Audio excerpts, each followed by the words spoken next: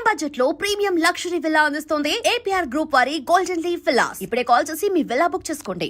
So S-400 అనేదే ఒక operation సింధూర్లో crucial role అనేది ప్లే చేసింది. దాన్ని మనం సుదర్శన్ చక్రగా కూడా అభివర్ణించారు. ఆ తర్వాత ద మోస్ట్ అడ్వాన్స్డ్ వెర్షన్ అనేది S-400 అంటే 4.5 జనరేషన్, ఇప్పుడు 5th జనరేషన్ వచ్చింది అనుకున్న తర్వాత ఇది డిఫెన్స్ సెక్టార్కి అయితే, ఆ తర్వాత అమెరికాకి ఉన్నటువంటి మెయిన్ కన్సర్న్ అంతా కూడా మనం అక్కడ నుంచి చమురు కొనుగోలు చేస్తున్నాము అనే దానికి సంబంధించి. దాని గురించి కూడా మాట్లాడుకుంటారా? నెక్స్ట్ ప్లాన్స్ గురించి, వాటిని ఏం చేయబోతున్నారు అనేది. ఆర్టిక్ సర్కిల్లో చాలా మటుకు గ్యాస్ అండ్ మన దగ్గర ఆయిల్ రిసోర్సెస్ ఉన్నాయి రష్యాకి. రష్యా హ్యూజ్ కంట్రీ, చాలా బాగా. ఎస్పెషలీ ఆర్టిక్ సర్కిల్లో చాలా మటుకు వాళ్ళు ప్రాస్పెక్ట్ చేయలేదు, ఇంకా డిగ్గింగ్ ఎక్కువ చేయలేదు అక్కడ. సో వాళ్ళు ఏమంటున్నారంటే కొన్ని జాయింట్ వెంచర్స్ పెట్టుకోవచ్చు, మన ONGCతో సహా జాయింట్ వెంచర్ పెట్టుకోవచ్చు. లేకుంటే any private sector Indian company Russian కంపెనీతో టైఅప్ చేసి, రాస్నెఫ్ట్ లాంటి కంపెనీ టైఅప్ చేసి, మీరు అక్కడి నుంచి ఆయిల్ తవ్వి you can drill and take the oil away. అక్కడి నుంచి ఇక్కడ ట్రాన్స్పోర్ట్ చేయడం కొంచెం కష్టం, ఎందుకంటే చాలా దూరం ఉంది. మొత్తం ఆర్టిక్ సర్కిల్ తిరిగి రావాలంటే it is very difficult. You have to come through the Suez canal or some other resource, we have to find out అక్కడి నుంచి రావడానికి. కానీ ఓకే, స్టిల్ మేనేజబుల్, అది చేయొచ్చు. కానీ దానికి ఉన్న డబ్బులు, దానికి కావాల్సిన డబ్బులు is gonna be big question. Because దాంట్లో పెట్టుబడి అనేది ముందు పెడితేనే 5 సంవత్సరాల తర్వాత ఆయిల్ బయటకు వస్తుంది. సో ఆ ఇనీషియల్ ఫేజెస్లో మనం ఇన్వెస్ట్మెంట్ చేస్తూ, ఎందుకంటే మనం చాలా మటుకు ఆఫ్రికన్ నేషన్స్ కూడా మనం టైఅప్ చేసాం. వెనిజువేలాతో we have a tie up. So మన ఇంటర్నేషనల్ ఆర్గనైజేషన్స్ ONGC లాంటిది వాళ్ళ ఇంటర్నేషనల్ వింగ్ అంటే టైఅప్ చేస్తున్నారు. సో రష్యా ఇది కూడా ఆఫర్ చేయబోతున్నారని ఒక ఏం చెప్తారు, rumours are circulating that Russia will offer oil. ఎందుకంటే మనం రష్యా దగ్గర నుంచి ఎంత పెద్ద యుద్ధం జరిగినప్పుడు కూడా $40 పర్ బ్యారెల్ మన ఆయిల్ కొనుక్కున్నాం రష్యా దగ్గర నుంచి. ఇంటర్నేషనల్ మార్కెట్లో $90 పర్ బ్యారెల్ నడుస్తున్నప్పుడు ప్రెసిడెంట్ బైడెన్ మోదీ గారికి ఫోన్ చేసి, మీరు ప్లీజ్ కొనుక్కోండి ఆయిల్, కొనుక్కొని రీఫైన్ చేసి మాకే అమ్మండి అని చెప్పి మనం యూఎస్కి అమ్మాం అదే ఆయిల్. అంటే రష్యన్ ఆయిల్, రష్యాని బ్యాన్ చేసింది US, కానీ మనం రష్యా దగ్గర నుంచి కొని $40 కొని తీసుకొచ్చి ఒక $50-55, $60 యూఎస్కి అమ్మాం మనం. They are happy with it. Even యూరోప్కి అమ్మాం మనం ఆయిల్. Why Europe? యూక్రెయిన్కి డీజిల్ అమ్మాం మనం, ఇండియన్ కంపెనీస్. సో దాంట్లో ప్రైవేట్ సెక్టర్ ఉన్నారు, రిలయన్స్ కానివ్వండి, నియారా కానివ్వండి, అది కాకుండా మన HPCL, IOCL, BPCL వీళ్ళందరూ కొనుక్కుంటున్నారు, ఆయిల్ చేస్తున్నారు. ఇప్పుడు కూడా మన లాస్ట్ మంత్ కూడా we bought record number from Russia. దానికే మనం శాంక్షన్స్ పెట్టారు 50%, అంటే first 25, then 25 sanction, because we're buying Russian oil. It's different matter that మనకన్నా ఎక్కువ ఆయిల్ చైనా కొనుక్కుంటున్నారు, చైనా మీద ఏ శాంక్షన్స్ పెట్టలేదు దాని గురించి. యూరోప్ మనకన్నా ఎక్కువ గ్యాస్ కొనుక్కుంటారు రష్యా దగ్గర నుంచి, వాళ్ళకు కూడా ప్రాబ్లం లేదు. కానీ మనం కొనుక్కుంటే ప్రాబ్లం ప్రెసిడెంట్ ట్రంప్కి, ఎందుకంటే ఆయన ఏమంటారు మా దగ్గర కొనండి. సో మనం ఏం చేస్తాం అంటే లాస్ట్ మంత్ ఒక అగ్రిమెంట్ సైన్ చేస్తాం USతో, మీ దగ్గర నుంచి గ్యాస్ కొనుక్కుంటాం మేము, న్యాచురల్ గ్యాస్. అది natural we'll get it here, US కూడా హ్యాపీ. ఇప్పుడు మీరు రష్యా దగ్గర నుంచి కొనేసుకోండి, మాకు ప్రాబ్లం లేదని చెప్పి కనుమూసుకున్నారు. ఇప్పుడు ఏం చెప్పట్లేదు, బహుశా మన అగ్రిమెంట్, ట్రేడ్ అగ్రిమెంట్ ఇంకొక 15 రోజుల్లో లేకుంటే మ్యాక్సిమం బిఫోర్ క్రిస్మస్ సైన్ అయిపోతుంది first phase agreement. Piyush Goyal గారు చాలా క్లియర్ ఇండికేషన్స్ ఇచ్చారు. అది వచ్చేస్తే ఈ 50% తగ్గించి బహుశా 25 చేసో లేకుంటే 15 కూడా చేయొచ్చు, ఎందుకంటే రెసిప్రోకల్ టారిఫ్ ఉంటుంది. సో దాన్ని బట్టి మనం మళ్ళీ రష్యా నుంచి, అప్పుడు దాకా రష్యన్ వార్ కూడా ఆగిపోతే, Ukraine war, we can easily by oil from Russia. Russia ఎప్పుడు మర్చిపోరు. మనం ఒక మాట గుర్తుపెట్టుకోవాలి, అది నెహ్రూ టైం నుంచి, ఇందిరాగాంధీ టైం నుంచి till Narasimha Rao and beyond Manmohan Singh and Modi దాకా Russia is a fair weather friend అంటాం మనం. ఎప్పుడు మన చేయి ఇవ్వలేదు రష్యా, వాళ్ళు పట్టుకున్నాను come we will help you అని చెప్పేసి. అది 71 వార్లో కూడా చూడండి, 71 వార్లో US 7th ఫ్లీట్ పంపించారు వాళ్ళ కంప్లీట్ ఎయిర్క్రాఫ్ట్ కెరియర్తో సహా బంగ్లాదేశ్ వైపు. కానీ దానికన్నా ముందు రష్యన్ సబ్మెరీన్స్ వచ్చి చిట్టగాంగ్ పోర్ట్ దగ్గర కూర్చున్నారు, Dhaka. So US navy enter చేయలేకపోయారు బంగ్లాదేశ్ వైపు. It was a big victory for India. Russia చాలా హెల్ప్ చేశారు అప్పుడు. అదే రష్యా మనకు ఎయిర్క్రాఫ్ట్ సప్లై చేయడం కూడా చాలా మటుకు హెల్ప్ చేశారు. మిగ్ సిరీస్ కంప్లీట్ ఇక్కడే తయారు చేస్తున్నాం ఇప్పుడు మనం. డెఫినెట్గా మిసైల్ సిస్టమ్స్లో S-400 మనకు వచ్చింది, అది కూడా పెద్ద హెల్ప్ ఉంది. అది కాకుండా చాలా మటుకు చిన్న చిన్న ఎక్విప్మెంట్స్ కూడా మనం కొనుక్కున్నాం వాళ్ళ దగ్గర నుంచి. హెలికాప్టర్స్ కొనుక్కున్నాం కొంచెం, మిగతా హెలికాప్టర్స్ అంతా మన US నుంచి కొనుక్కుంటున్నాం చాలా మటుకు. ఇప్పుడు మన అపాషే కూడా మనకు 6 అపాషేకి మనం డబ్బులు కట్టేస్తాం, మనకు 3 ఇచ్చారు ఇప్పుడు US ఇప్పుడు దాకా. మనం 3 పంపించి జర్మనీ దాకా వచ్చి రిటర్న్ తీసుకెళ్ళిపోయారు. టర్కీ ఏదో ఎయిర్ స్పేస్ అలౌ చేయలేదని చెప్పి, నాకు అర్థం కావట్లేదు టర్కీ నుంచి ఎందుకు రావాలి వాళ్ళు, మిగతా రూట్ లేవా తీసుకురావడానికి ఎయిర్క్రాఫ్ట్. ఎనీవే అది ఇంకా డిస్కషన్స్ నడుస్తుంది. సో USని మనం ఎప్పుడు ట్రస్ట్ చేయలేము, ఎందుకంటే ఇప్పుడు చూడండి అపాషే డబ్బులు ఇచ్చి మనం కూర్చుంటున్నాం దానికోసం రెడీగా, మాకు ఎయిర్క్రాఫ్ట్ కావాలి, హెలికాప్టర్ కావాలని చెప్పేసి. ఈ రష్యాకి అట్లా కాదు. రష్యా మనం 2 ఎయిర్క్రాఫ్ట్ క్యారియర్ వాళ్ళ దగ్గర నుంచే కొన్నాం. ఒకటి కొన్నాం first, INS Vikrant originally was Russian Gorshkov అని తప్పి, తర్వాత INS విరాట్గా తయారైంది అది. Then we bought 1 from UK also, అది కూడా కొనుక్కోం. సో 3 ఎయిర్క్రాఫ్ట్ క్యారియర్ ఉండే, 1 నౌ దాంట్లో 2 స్క్రాప్ చేసేసారు. ఇప్పుడు మన కొత్త ఐఎన్ఎస్ విక్రాంత్ కొచ్చిన్ షిప్ యార్డ్లో తయారు చేసాం, దాన్ని మనం ఇప్పుడు ఇక్కడ తీసుకొచ్చాం. మూడోది most important thing is engines. మనకి problem with Tejas and Kaveri engines ఏంటంటే it is not generating enough thrust. Kaveri అనే ప్రాజెక్ట్ ఆల్మోస్ట్ 25 సంవత్సరాలు నరసింహారావు గారి టైం నుంచి మొదలైన ప్రాజెక్ట్ అది డిఆర్డిఓ దగ్గర. It has been one of the biggest failures DRDO చాలా మటుకు సక్సీడ్ అయింది మిసైల్స్ కానీ మిగతా, కానీ ఇంజిన్లో దే డిడ్ నాట్ సక్సీడ్. తయారు చేశారు కానీ దానికి పవర్ లేదు. 5th generation aircraft 4th generation aircraft power చేయడానికి you need tremendous amount of power ఇంజిన్లో. అది మన కావేరీ ఇంజిన్ చేయలేకపోయారు. ఇప్పుడు సాఫ్రాన్ వాళ్ళు కొత్తగా యూనిట్ హైదరాబాద్లో పెట్టారు. They will supply that engines for Indian air force. So బహుశా హెచ్ఐఎల్కి అది ఇచ్చేసి హెచ్ఐఎల్ దాని నుంచి తేజస్లో పవర్ చేయబోతున్నారు. ఏఎంసీ కూడా నెక్స్ట్ జనరేషన్ ఎయిర్క్రాఫ్ట్ 4th జనరేషన్లో కూడా అది వాడతారు ఇంజిన్.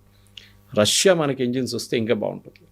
రష్యా నుంచి ఇంజిన్స్ స్పెషల్లీ మిగ్ సిరీస్లో మనకి ఇస్తే we can go for that. దాని తర్వాత of course SU-57 is there. It's a big price. అది వచ్చేస్తే మనకు చాలా మటుకు ఇఫ్ దట్ టెక్నాలజీ ట్రాన్స్ఫర్తో వస్తే ఇట్స్ అల్టిమేట్ లాటరీ మనకి. ఈ రీసెంట్గా జరిగిన చైనాలో జరిగింది, అక్కడ మోదీని చంపాలని CIA కుట్ర పన్నింది అని, తర్వాత రష్యా అధ్యక్షుడు పుతినే సేవ్ చేశాడు, దాన్ని స్పెషల్ కార్లో కూర్చోబెట్టుకున్నారని, దాని తర్వాత జరుగుతున్నటువంటి మీటింగ్ ఆల్మోస్ట్ 4 years తర్వాత మళ్ళీ పుతిన్ మన దగ్గరికి వస్తున్నాడంటే చాలా క్రూషియల్గా ఉండబోతుంది. అందులో మోస్ట్ ఫ్రెండ్లీ స్టేట్లోనే ఈ మీటింగ్స్ అనేవి కూడా ఉండబోతున్నాయి. ఫర్దర్ డెవలప్మెంట్ కోసం, ఫర్దర్ మ్యూచువల్గా ఉండేటువంటి బెనిఫిట్స్ కోసమే ఉండబోతున్నాయని బోల్డని స్పెక్యులేషన్స్ అయితే ఉన్నాయి కదా. డెఫినెట్గా. ఎందుకంటే నేను అనుకున్న పుటిన్ గారిని 26 జనవరి చీఫ్ గెస్ట్గా పిలవాలండే. మళ్ళీ that would have given real optics అంటాం మన ఇంగ్లీష్లో. అంటే ఆయన రావడం, అక్కడ దిగడం. కాకపోతే బోల్డ్ అంతా హైలీ సెక్యూర్డ్ జోన్లో ఉంటారు కాబట్టి అంత పబ్లిక్ పరేడ్ అనేది కొంచెం కూడా కాదు. ఇంటర్నేషనల్ లెవెల్లో అది ఒక ప్రాబ్లం అవుతుంది. ఎందుకంటే అక్కడ అందరు ఎంబసీ నుంచి అందరు వచ్చి కూర్చుంటారు ఆ టైంలో. కంప్లీట్ ఢిల్లీలో ఉన్న కంప్లీట్ డిప్లొమాటిక్ కోర్, ఆస్ట్రేలియా నుంచి న్యూజిలాండ్ దాకా, US, యూరోప్ అందరు, నేటో అందరు వచ్చి అక్కడ ఉంటారు, అరబ్ కంట్రీస్. ఆ టైంలో పుటిన్ రావడం అనేది it will be a big embarrassment వాళ్ళకి.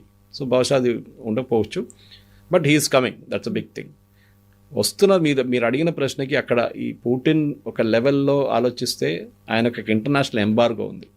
ఇప్పుడు మోదీ గారి దగ్గర వచ్చినప్పుడు ఒక యాక్సెప్టబిలిటీ వస్తుంది. మళ్ళీ చైనాకి వెళ్ళారు, చైనాలో మాట్లాడారు, మోదీని సెక్యూర్ చేశారు మీరు చెప్పినట్లు. ఎస్, రష్యా ఎప్పుడు మనం మర్చిపోకూడదు రష్యాని. Russia had a role in India. అది మనం నేను చెప్పినట్టు నెహ్రూ గారి టైం నుంచి till Manmohan Singh it really work, even Modi గారి టైంలో కూడా. కానీ at the same time we are to practically మనం ఆలోచించాలి. లోకం మారిపోయింది చాలా మటుకు. Today we buying French aircraft Rafale, దానికన్నా ముందు జాగ్వార్ కొన్నాం వాళ్ళ దగ్గర నుంచి మనం. సో ఫ్రెంచ్ కూడా now the big partner with us. At the same time మనం చైనా ఇన్ఫ్లుయెన్స్ తగ్గించడానికి రష్యాను వాడుకోవాలి. చైనా మీద చాలా మటుకు ఇన్ఫ్లుయెన్స్ రష్యాకు ఉంది డెఫినెట్గా.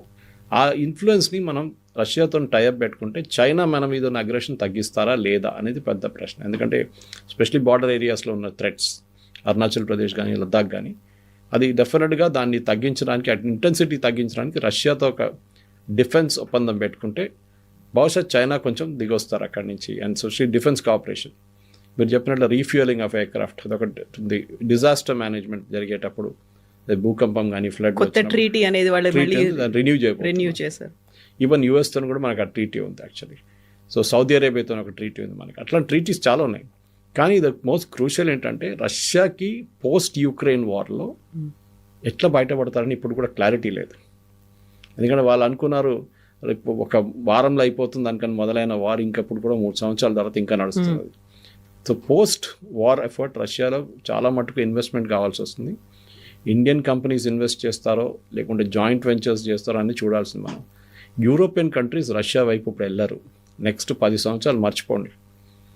మ్యాక్సిమం పోలాండ్ లాంటి కంట్రీస్ పోతారు, కానీ మిగతా ఎవ్వరు అక్కడ పక్కన వెళ్ళరు రష్యా పక్కన. సో రష్యాకి బిజినెస్ కావాలంటే భారతదేశంతోనే మాట్లాడాల్సి వస్తుంది. రష్యన్ ఆయిల్ ఇప్పుడు కూడా కొనుక్కుంటారా లేదా అది కూడా పెద్ద క్వశ్చన్. ఆఫ్టర్ పోస్ట్ వార్లో కొనుక్కుంటారా లేదా అని క్వశ్చన్ ఉంటుంది. So India can serve as a via media in between. Europe ఇక్కడ, ఇండియా ఇక్కడ, రష్యా అక్కడ. సో నడ్మిట్లో we'll do the dealing and plus US also ఒక పైప్. సో మన ఒక మేజర్ రోల్ ప్లే చేయొచ్చు దాంట్లో. ఎందుకంటే ఇంటర్నేషనల్ దాంట్లో చాలా మటుకు there are no permanent friends and no permanent enemies అంటాం. ఇవాళ రష్యా యూఎస్ కొట్టుకుంటున్నారు, కానీ ఇప్పుడు చూడండి Trump and Putin are very close friends, చాలా క్లోజ్ ఫ్రెండ్స్ వాళ్ళు. ట్రంపే ప్రపోజ్ చేసిన దానికి మొన్న అమెరికన్ విట్కాఫ్ వెళ్ళినప్పుడు నిన్న ఆయన గంట సేపు వెయిట్ చేయించారంట పుటిన్. నేను బిజీగా ఉన్నాను వెయిట్ చేయండి అని చెప్పి విట్కాఫ్ని, హూస్ ప్రెసిడెంట్ ట్రంప్స్ మ్యాన్. అంటే ఒక మెసేజ్ పోయిందన్నమాట, మీరు అంత ప్లీజ్ వెయిట్ చేయండి, I'm a very important person. We're not giving that priority. మేము అంత ఈజీగా మిమ్మల్ని కలవాలి, టైం తీసుకొని కలుస్తాం మిమ్మల్ని. So I have to show my weight in the possible. అదే నడుస్తుంది. So in all I think ఓవరాల్గా మనం వెయిట్ చేద్దాం. నాకైతే అనిపిస్తుంది ఇది for Putin this is very important. Modi కన్నా ఎక్కువ పుటిన్కి చాలా ఇంపార్టెంట్. ఎందుకంటే ఒక ఇంటర్నేషనల్ ఎంబార్గో పెట్టిన తర్వాత, ఆయన ట్రావెల్ బ్యాన్స్ పెట్టిన తర్వాత, బహుశా first time that he's coming out of a country. China అంటే అందరూ అర్థం చేసుకుంటారు, ఓకే రష్యా చైనా, కానీ డెమోక్రటిక్లీ ఎలక్టెడ్ గవర్నమెంట్ దగ్గర రావడం it's gonna be a big sign for Russia. And definitely Putin రావడం, హైదరాబాద్ హౌస్లో కలవడం, మీటింగ్స్ అదన్నీ ఉంటుంది. ఆప్టిక్స్లో చాలా మటుకు పనిచేస్తుంది. కానీ finally at the end of it బహుశా ఇంకా 2-3 నెలలు వెయిట్ చేస్తేనే ఫైనల్ కాంటియోస్ అగ్రిమెంట్ ఎట్లా బయటకు వస్తుందో తెలుస్తుంది మనకి. ఎస్, ఈ 4th and 5th అయిపోయిన తర్వాత మళ్ళీ మనం మాట్లాడుకుందాం డెవలప్మెంట్స్ గురించి. Yes sir, thank you so much sir. And for more videos, Please subscribe to iDream. Please subscribe to iDream. Please subscribe iDream. And please subscribe to iDream. For more videos, subscribe to iDream. please like, share and subscribe to the channel. Congratulations, iDream. Subscribe to iDream. Subscribe to iDream. So subscribe to iDream Media. iDream की iDream team अंदर की huge congratulations. Please subscribe iDream Media. Please subscribe to iDream. Subscribe iDream. Please subscribe to iDream. iDream అంటే నా కళల channel subscribe చేసుకున్న నోరు తిరుగుతలేదు, మీరైతే గంట గుర్తు కొట్టండి. For more such videos, please subscribe to iDream. Subscribe to iDream. Please subscribe to iDream. Please subscribe iDream Media. Please do subscribe to iDream. Please subscribe to iDream Media. For best entertainment and information, please subscribe iDream. And don't forget to subscribe to iDream.